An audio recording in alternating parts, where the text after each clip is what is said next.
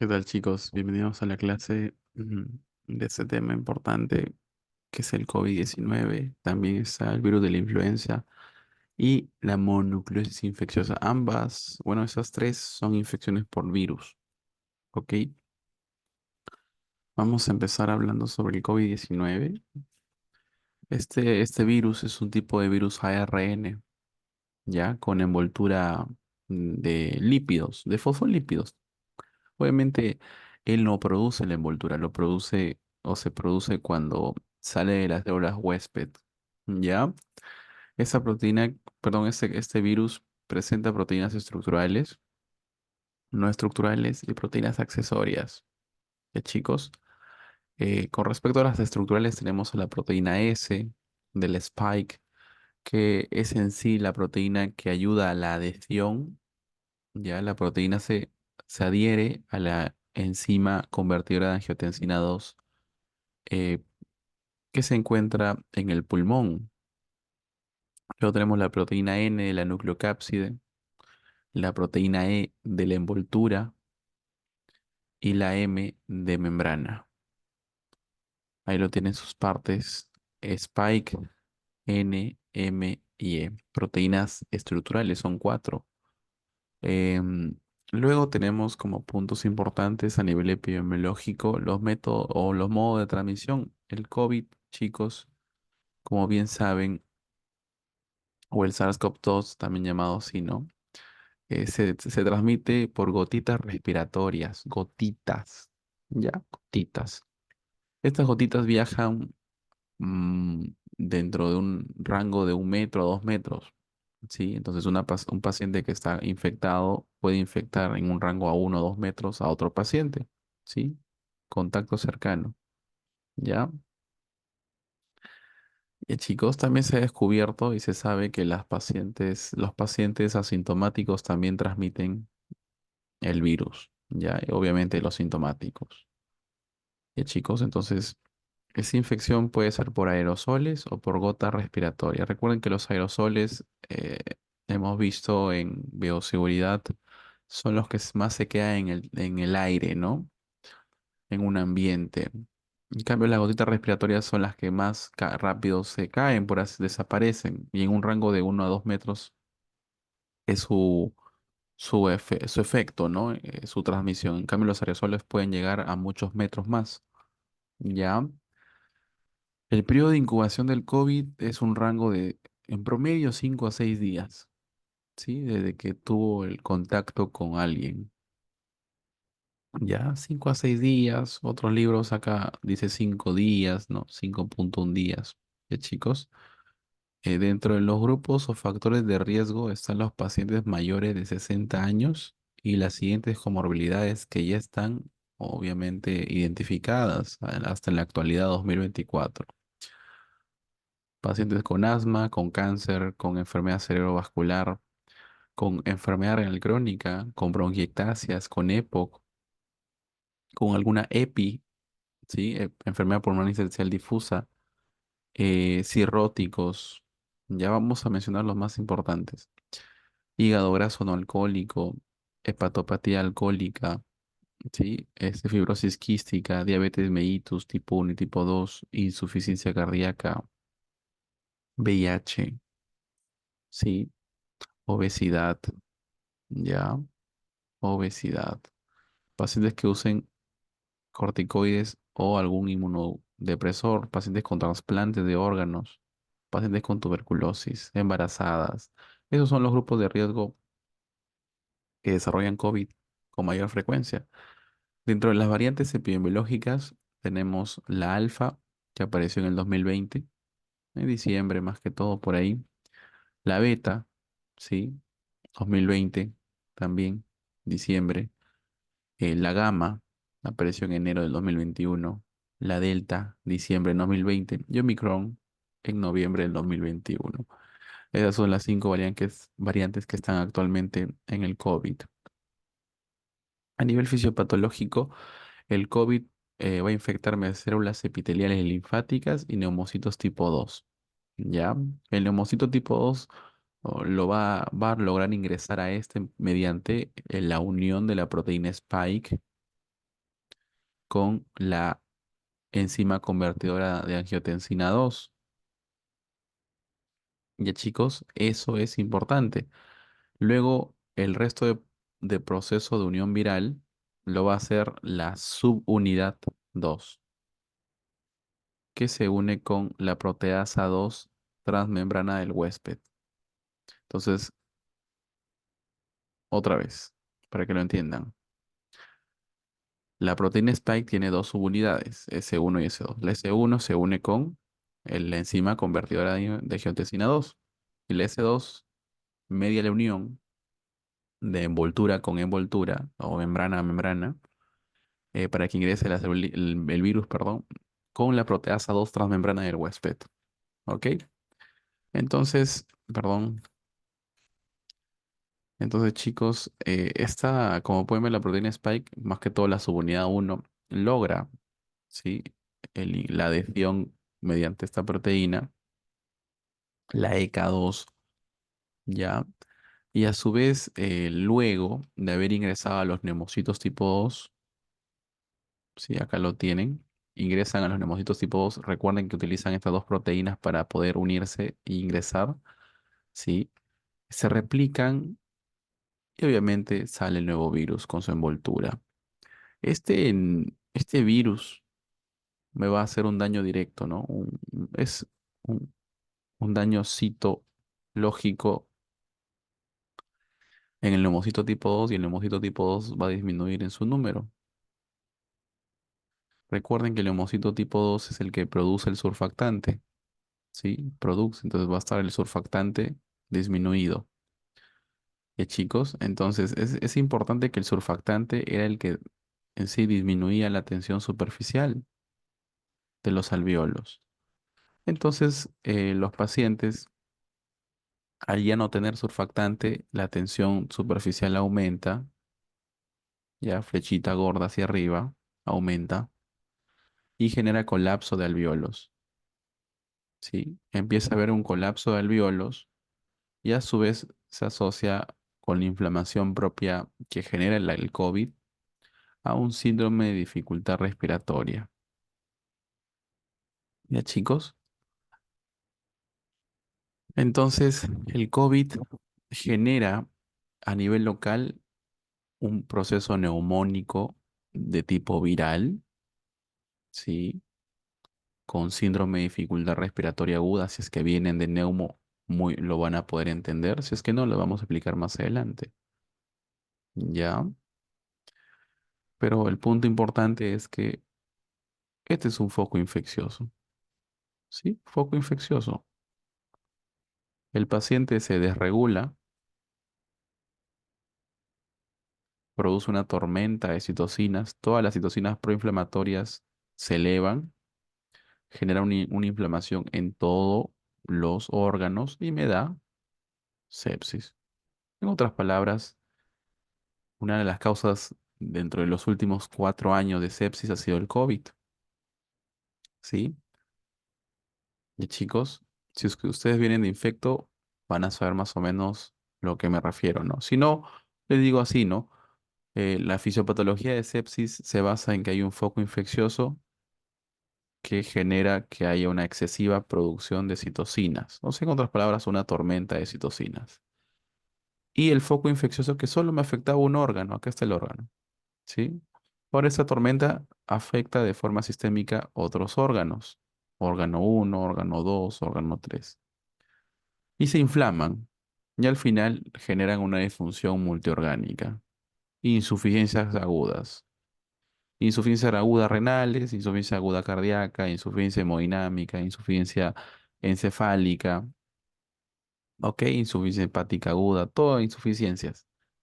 Esto ahí se conoce sepsis, o sea, proceso desregulado del foco infeccioso que genera disfunción multiorgánica. ¿Sí? Entonces la sepsis también perdón, el COVID por medio de la sepsis me genera disfunción multiorgánica.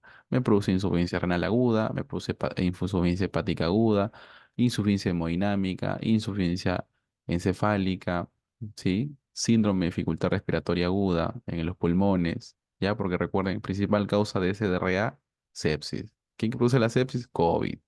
¿Ya, chicos? Clínicamente, el COVID se va a presentar importante, ¿no? Un antecedente de algún contacto en los últimos 14 días previo al inicio de los síntomas, asociado con tos, con dolor de garganta, malestar general, fiebre, cefaleas, mialgias, congestión nasal, dificultad para respirar, que es un signo o síntoma de alarma, mejor dicho, la pérdida de olfato, el pérdida de gusto, ¿ya? Y la disminución de saturación. ¿Ok? El COVID también, aparte de síntomas respiratorios y neurológicos, como es la pérdida de olfato y gusto, presenta síntomas gastrointestinales, diarrea, náuseas, vómitos, dolor abdominal, anorexia. ¿Sí? Recuerda que estos son los signos de alarma: dificultad para respirar, alteración de la conciencia, fiebre por más de 2 días mayor de 38, dolor en el pecho, cianosis y saturando menor de 95, aunque actualmente va a ser menor de actualmente no, menor de 90. Ya, es un signo de alarma. ¿Ya, chicos? Entonces, a nivel epidemiológico, ya con respecto al cuadro clínico, la mayoría de pacientes presenta fiebre, tos y dificultad para respirar. ¿Ok?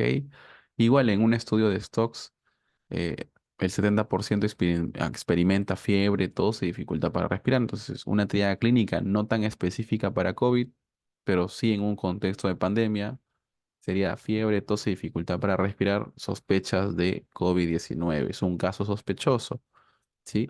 A nivel de laboratorio, el COVID me puede dar linfopenia en un 47%, leucopenia en un 23%, leucocitosis en un 9,9%. O sea, en otras palabras, la leucopenia es mucho más frecuente que la leucocitosis, siendo producto de la linfopenia en sí.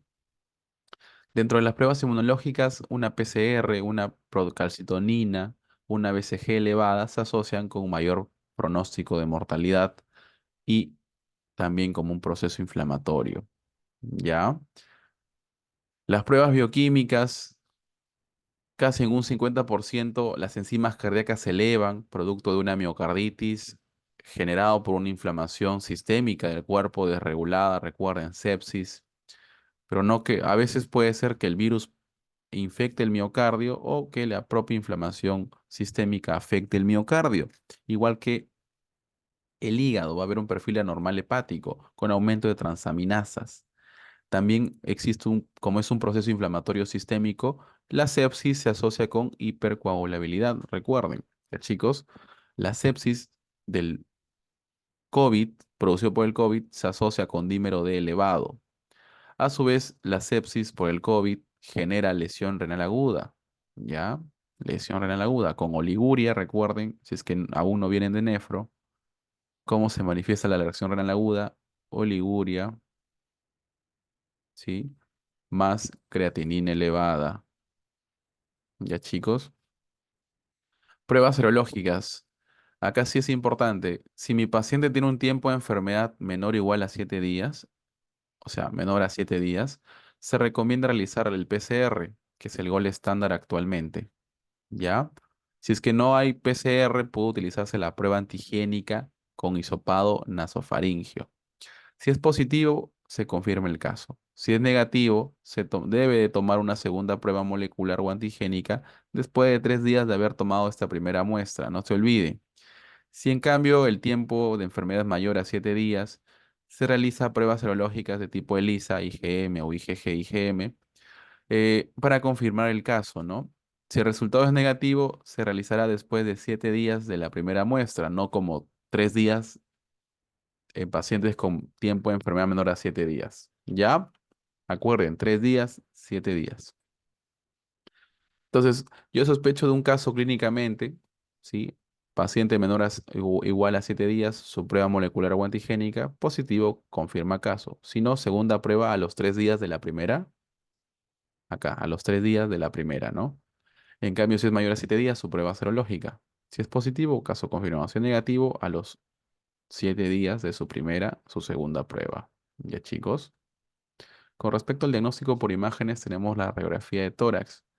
En sí son, como les digo, son exámenes complementarios. No es diagnóstico como serían las pruebas serológicas. Estas sí son métodos diagnósticos. Aunque hemos incluido la PCR. La PCR, chicos, lo digo acá ahorita en este video, no es una prueba serológica, es una prueba molecular. Ya, es una prueba molecular. ¿ok? Igual, mejor hubieran, coloquen a cabo pruebas diagnósticas, ya, para especificar.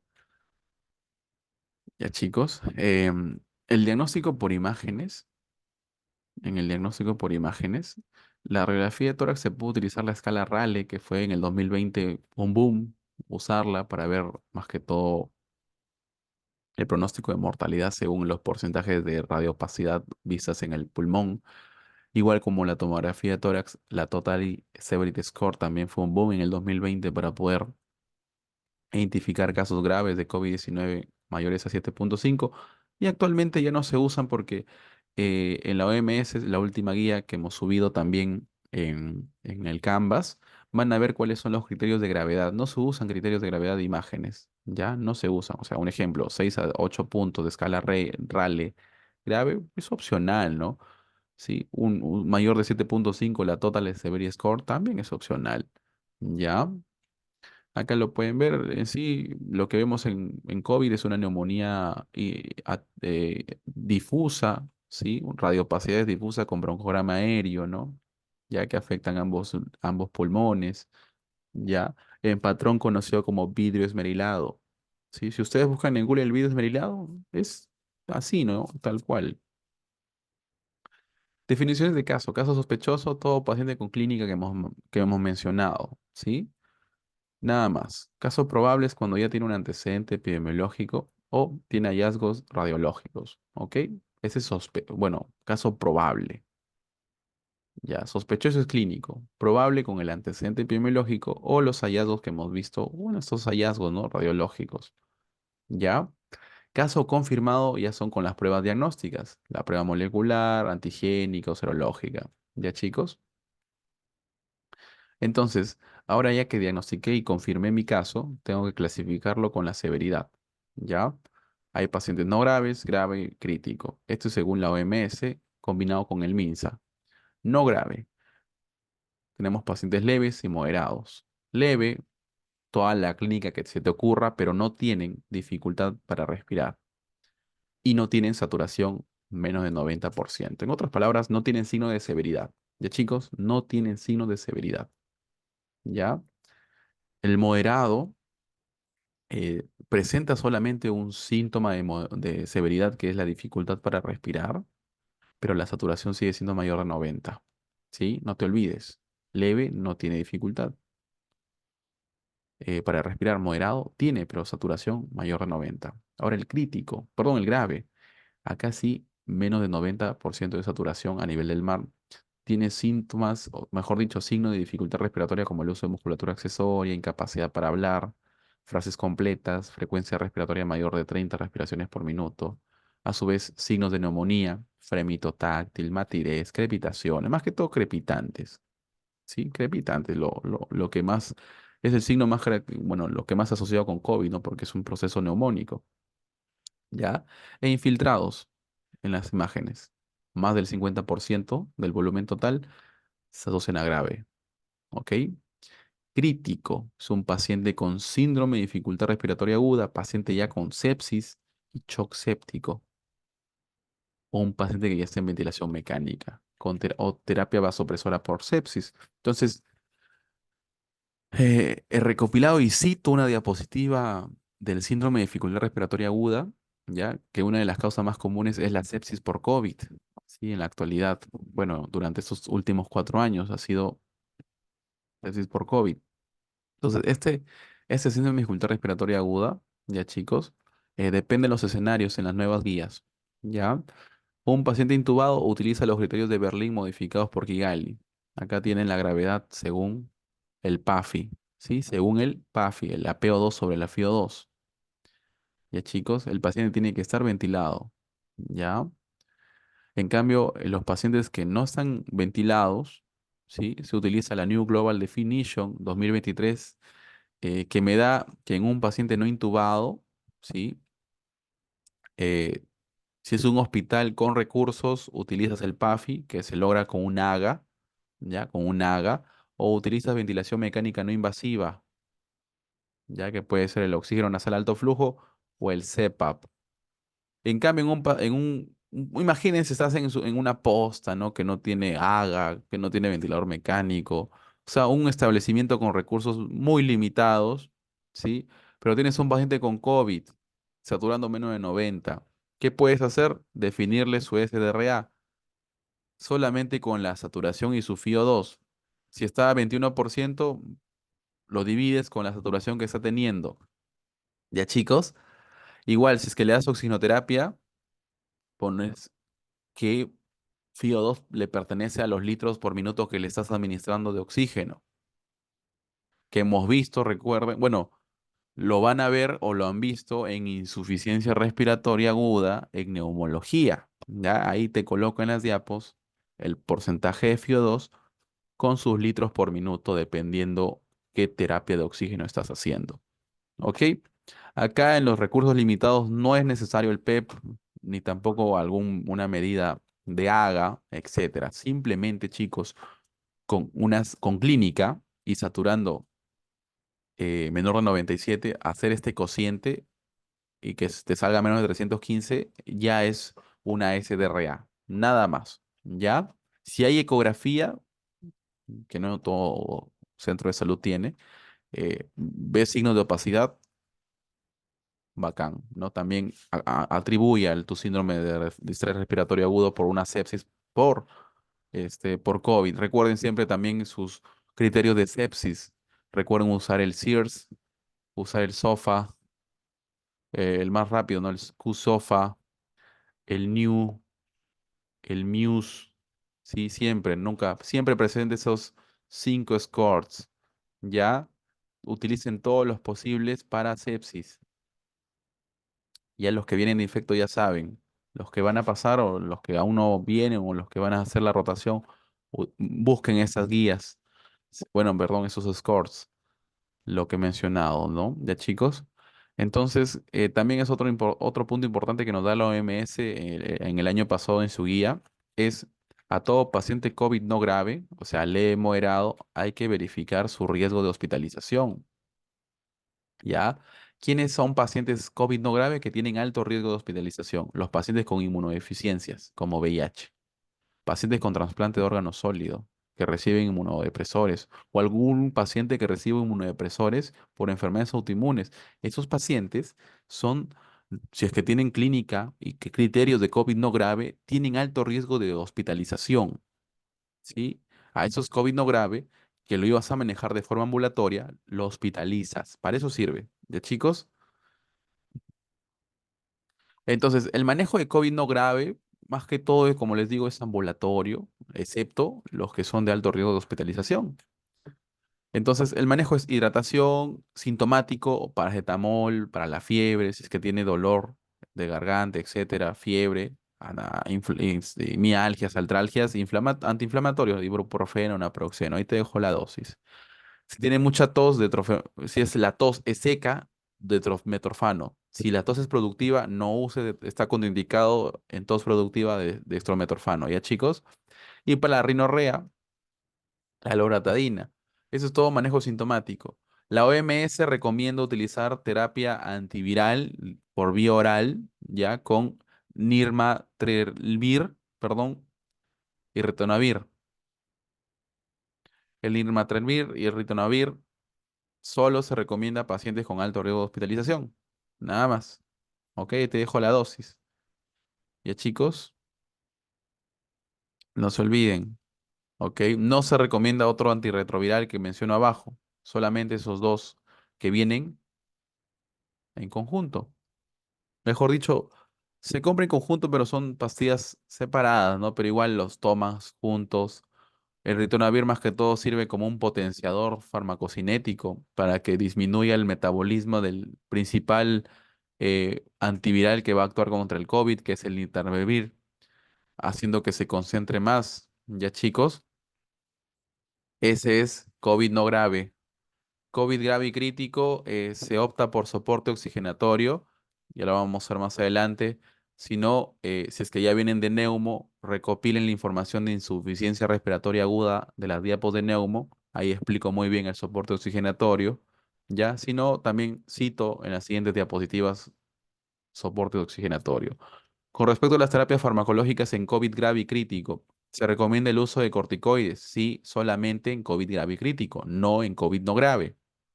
En COVID grave y crítico se recomienda el uso de corticoides tipo dexametasona. Dar prioridad a ese corticoide. Se utiliza por 10 días, ¿sí? Por 10 días. Dexametasona por 10 días. Endovenosa. ¿Qué más? Se recomienda el uso de inhibidores de receptor de la interleucina 6, como tocilizumab o sarilumab. Ya chicos, siempre estos inhibidores se deben de iniciar junto con los corticoides sistémicos que vas a administrar por vía endovenosa. También otra opción puede ser los inhibidores de Janus quinasa, sí o sí corticoides.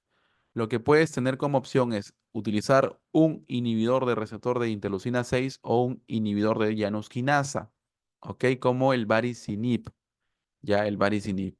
Ya chicos, y luego tenemos, bueno, no se recomiendan, sí, los que se recomiendan sí o sí según la OMS son corticoides, inhibidores de receptor de interleucina 6 y los inhibidores de Janus quinasa. Esos sí o sí son recomendación importante. Los que se sugieren tenemos a los profármacos de los nucleótidos de adenosina como el remdesivir, ¿sí?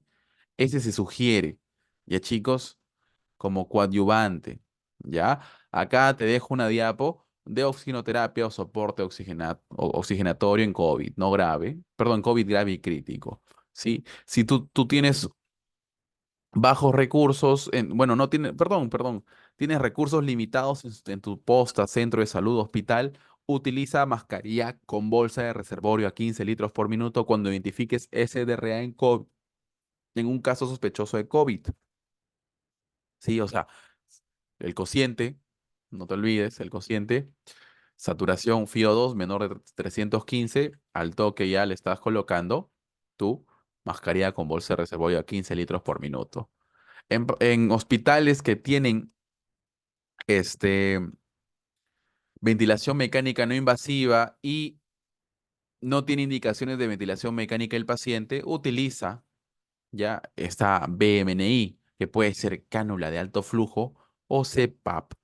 Se recomienda en SDRA utilizar primero, o sea, el top uno, ¿no? Sería cánula nasal de alto flujo en comparación a la presión positiva continua en la vía aérea conocida como CPAP. ¿Ya?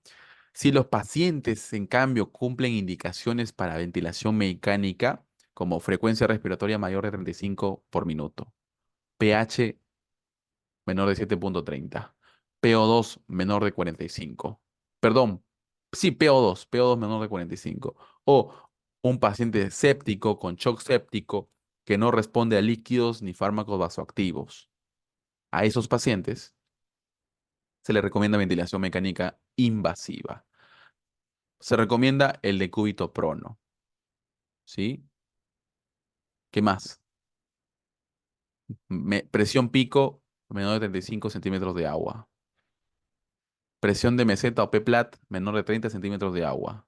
FiO2 menor de 60 y un PIP, una presión final de inspiratoria positiva mayor de 5 centímetros de agua. ¿Ok? Otros parámetros que estén en EPO, por lo que le vas a colocar un catéter venoso central, ¿sí? Porque va a estar en UCI, sí o sí va a estar en UCI, y le vas a administrar nutrición parenteral a estos pacientes, ¿sí? Nutrición por la vía venosa. Darle omeprazol para protección gástrica y enoxaparina como profiláctico porque va a estar postrado, ¿sí? Y luego también es importante que haga fisioterapia una vez esté consciente y recupere, eh, mejore más que todo la mecánica respiratoria. ¿Ya, chicos? Ahora vamos con influenza. La influenza es un virus que tuvo una pandemia en el 2019, perdón, 2009, ¿sí? Me acuerdo que yo estaba en el colegio y nos dieron como 2 meses de que no vayamos porque estaba esta pandemia, ¿no? Del virus de la influenza. También es un virus de tipo ARN, ¿ya? Este virus de tipo ARN, ¿sí? Tiene los siguientes síntomas y características iguales que el COVID: fiebre, tos y dolor faríngeo. No te olvides, fiebre, tos, dolor faríngeo. En otras palabras, me causa una faringitis viral, la influencia. El periodo de incubación es de 1 a 3 días. ¿Ya? ¿Quiénes son grupos de riesgo? No te olvides, pacientes con comorbilidades crónicas de pulmón, renales, cardiovasculares, hematológicas, metabólicas, o cáncer, VIH, cualquier inmunodeficiente, ¿sí? A esos pacientes que tienen clínica, ya hay que darles tratamiento antiviral, ya lo vamos a ver más adelante. No te olvides de este grupo de riesgo, no te lo olvides, ¿ya chicos? Entonces, a esos pacientes, tratamiento antiviral inmediato. ¿Ok? Recuerda los síntomas y signos de gravedad, ya que a ellos también les tienes que dar tratamiento antiviral de inmediato. Acá sí existe un tratamiento antiviral específico para influenza, ¿ya? Igual, el paciente con influenza me da una neumonía de tipo viral, con, en otras palabras, características de vidrio deslustrado o desmerilado, ¿sí? El diagnóstico se basa en detección rápida de antígeno, PCR, en tiempo real, ¿ya? Esos son los dos métodos más importantes, la detección rápida de antígeno o PCR. En el manejo, ¿sí? El tratamiento antiviral es con oseltamivir, ¿sí? El oseltamivir es un inhibidor de la neuroamidasa. Regresamos aquí. La neuroamidasa, chicos, forma parte de las proteínas estructurales de superficie de la influencia de tipo A. Tiene la función de romper la membrana y favorecer la salida del virus. Entonces, al inhibir esto, no se puede salir el virus, por lo que no hay mayor replicación. ¿Ok? Este sí es un manejo específico para virus. Ya chicos, específico para virus. ¿Ya? Em, Ese es el punto importante. Entonces, a qué pacientes voy a prescribir tratamiento? A los que tienen signos y síntomas de alarma y los que pertenecen a un grupo de riesgo que lo hemos mencionado aquí. Aparte de ese grupo de riesgo en adultos, también menores de 5 años se consideran como grupo de riesgo. ¿Ya chicos? Igual acá te coloco los signos de alarma en color naranjita, ¿ya? Si no tienen signo de alarma, si no pertenecen a un grupo de riesgo, simplemente manejo sintomático con hidratación, paracetamol y algún antitusígeno. Cuando tiene tos seca, nada más, ¿ya? La dosis de oseltamivir va a depender según el peso, ¿sí? El peso, los adultos más que todo, el manejo de 75 miligramos cada 12 horas por 5 días. Ya chicos, recuerden que el oseltamivir se recomienda administrarlo en las primeras 48 horas del inicio de los síntomas. Si el paciente este, viene a la tercera o cuarta día de su enfermedad, ya no se recomienda. Luego tenemos la mononucleosis infecciosa. Con respecto a la mononucleosis infecciosa, tenemos múltiples agentes etiológicos que se asocian con este síndrome monucleósido, pero el principal y el característico y el clásico es el virus de Epstein-Barr, seguido del citomegalovirus. Ya a nivel epidemiológico, esta enfermedad infecciosa tiene un pico de incidencia entre los 15 y 24 años. Este virus, el VEP, el virus de Epstein-Barr, se propaga a través del contacto con secreciones bucales, por lo que lo denominan el virus del beso. ¿Sí? El virus del beso. ¿Ya? La mayoría de pacientes que pueden ser asintomáticos eliminan el virus por las secreciones salivales. ¿Sí? Recuerden, el virus se elimina por las secreciones salivales. ¿Ok? A nivel fisiopatológico, el VEP le gusta infectar primero células epiteliales y lo segundo, lo que vamos a infectar, linfocitos B. ¿Ya? Linfocitos B. ¿Sí? Recuerden que el COVID me infecta neumocitos tipo 2. Este, en cambio, le gusta infectar linfocitos B. ¿Ok? Y con los linfocitos B se va a propagar a los ganglios linfáticos y a nivel sistémico. Ya, no se olviden. A nivel hepático también. A nivel del vaso. A nivel de ganglios. Todo el sistema inmunológico va a ser afectado por este virus de Epstein-Barr que se multiplica en linfocitos de tipo B. Clínicamente, los pacientes presentan un periodo de incubación largo en comparación a las otras infecciones virales que hemos visto, ¿no? De 4 a 6 semanas eh, luego del contacto. Hay un periodo prodrómico, sí, de más que todo una fatiga, malestar y mialgias antes de aparecer los signos y síntomas más comunes. Recuerden, la triada más importante clínicamente hablando de la mononucleosis infecciosa es la fiebre, la faringitis y la linfadenopatía. ¿Ya? Ahora vamos a ir mucho más específicos. A enopatías, principalmente en la cadena cervical posterior, son adenopatías inflamatorias, blandas, a la palpación, móviles, ¿sí? Y dolorosas. Ya no se olviden, blandas, móviles y dolorosas. La faringitis tiene la característica de, aunque sea ser hecho por un virus, tiene exudado, ¿sí? Se observa pus en las amígdalas, ¿ya? Y enrojecimiento de la faringe. Es similar a la faringitis estreptocócica, ¿ya? No te olvides, fiebre, faringitis, linfadenopatías, ¿ya? Otro punto, la esplenomegalia. Es mucho más común durante la segunda y tercera semana del tiempo de enfermedad o el inicio de los síntomas, ¿ya? Otro, la fatiga. Y otro, puede haber una erupción de la piel de tipo exantema, ¿ya? De tipo exantema. Ya chicos, acá igual te dejo los síntomas más comunes según un estudio.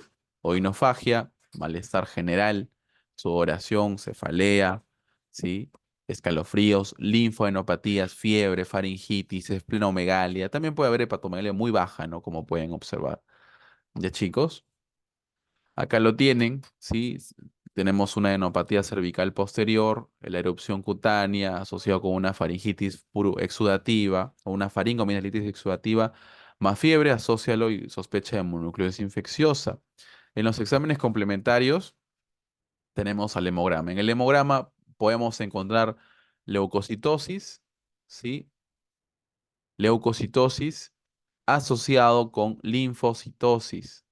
No te olvides, es lo característico, una leucocitosis con linfocitosis y a su vez a nivel de la sangre periférica en el frotis, linfocitos atípicos. Comúnmente linfocitos B atípicos, ¿no? Porque ese es el que infecta el virus de Epstein-Barr.